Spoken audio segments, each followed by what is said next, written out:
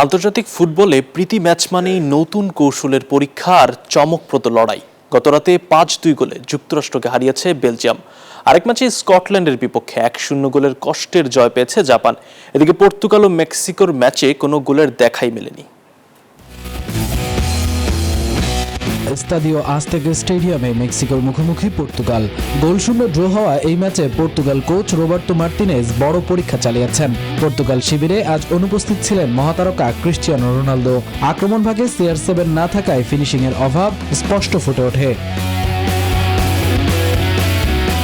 যতবার রামোসের মতো তরুণরা সুযোগ তৈরি করলেও মেক্সিকোর জমাট ডিফেন্স আর গোলরক্ষকের অতিমানবীয় সেভ ম্যাচটি 0-0-তে আটকে রাখে। মেক্সিকো মূলত কাউন্টার অ্যাটাক নির্ভর ফুটবল খেলে পর্তুগালকে বেশ কয়েকবার বিপদে ফেলার চেষ্টা করলেও গোল শূন্য থাকে ম্যাচের ফলাফল। যুক্তরাষ্ট্রের 1 নম্বর জিম চেইন গোল্ড জিম এখন আবারও বাংলাদেশে। বসুন্ধরা আবাসিক এলাকা ও বসুন্ধরা সিটি শপিং মলে। সবচেয়ে বড় চমক এসেছে যুক্তরাষ্ট্র ও বেলজিয়ামের ম্যাচে। আক্রমণাত্মক ফুটবলের পসরা সাজিয়ে বেলজিয়াম যুক্তরাষ্ট্রকে 5-2 গোলের বড় ব্যবধানে হারিয়েছে।